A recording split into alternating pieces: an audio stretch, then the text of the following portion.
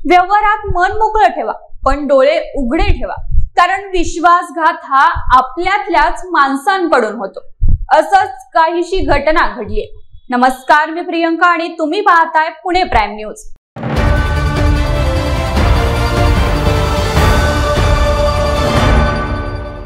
पुणे सोलापूर रोडवरील पेट्रोल पंपावर व्यवस्थापकाकडूनच तब्बल 2,63,00,000चा घोटाळा झाल्याची धक्कादायक घटना उघडकीस आली आहे।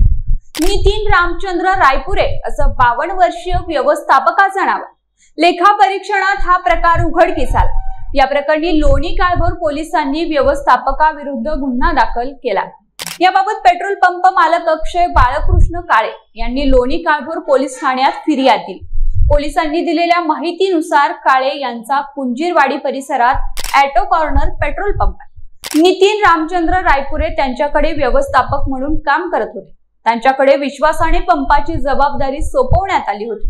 याआधी पेट्रोल पंपाची जबाबदारी काळे यांचे वडील सांभाळायचे। त्यानंतर पंपाची जबाबदारी अक्षय काळे यांच्याकडे सोपवण्यात आली। मात्र त्यांच्या वडिलांचे अन्य व्यवसाय असल्याने त्यांना पेट्रोल पंपावरील व्यवहाराकडे लक्ष देण्यास फार वेळ देता येत नव्हता।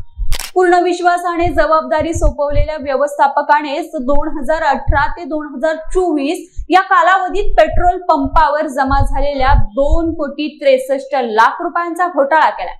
पेट्रोल पंपावरील इंधनाची विक्री नियमित व्हायची, मात्र उत्पन्नाची लूट वाढत चालल्याचं पेट्रोल पंप मालक अक्षय काळे यांच्या लक्षात आल्यानंतर पंपावरील व्यवहाराचे लेखापरीक्षण करण्यात आले। तेव्हा पंपावर जमा झालेल्या रकमेचा घोटाळा उघडकीस आला। पाहुयात काय म्हणालेत प्रवीण चंद्रकांत खेडेकर। माझे नाव प्रवीण चंद्रकांत खेडेकर। माझा दाजींचा हा पंप आहे ऑटो कॉर्नरच्या नावाने। 2008 सालापासून नितीन रायपुरे हा व्यक्ती इथे मॅनेजर कम अकाउंटंटची कामे बघत होता। 2018 साली आमचे दाजी बच्चूशेठ अण्णा काळे यांचे निधन झाले।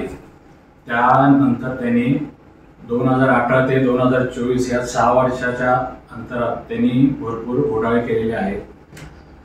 तसंच ते आम्ही इंटरनल ऑडिट रिपोर्ट CA कडनं करून ते FIR लोणी स्टेशनला नोंद केली आहे। त्यांनी ट्रान्सपोर्टरकडे डिझेलचे पैसे स्वतःच्या वैयक्तिक अकाउंटमध्ये जमा घेतले। तसेच बोगस खर्च दिवसाआड भरपूर दाखवले आहे आणि त्याच्या वैयक्तिक स्टेटमेंटमध्ये असे आढळले आहे की त्याचे कॅश डिपॉझिट भरपूर दिसले आहेत आणि त्यांनी बोगस टेस्टिंगच्या माध्यमाने पैसे भरपूर काढले आहेत। तसेच आम्ही ते पोलीस लोणी स्टेशनच्या इथे FIR नोंद केलेली आहे। तसंच आमचे म्हणणे आहे की जेवढी फसवणूक झाली आहे तेवढी आम्हाला रक्कम परत भेटावी ही नम्र विनंती। दरम्यान या प्रकरणानंतर पंपावरील व्यवस्थापक नितीन रायपुरे यांची चौकशी करण्यात आली। या चौकशीत रायपुरेनं पेट्रोल पंपावर जमा झालेली रक्कम स्वतःच्या खात्यात वळवल्याचं निष्पन्न झालंय। याबाबत पेट्रोल पंप मालकाकडून पोलिसांकडे तक्रार अर्ज देण्यात आला। तक्रार अर्जावरून रायपुरे यांची चौकशी करण्यात आली आहे। त्यानंतर रायपुरे यांच्या विरोधात गुन्हा दाखल करण्यात आला। या प्रकरणाचा अधिक तपास पोलीस उपनिरीक्षक बिराजदार करत आहेत।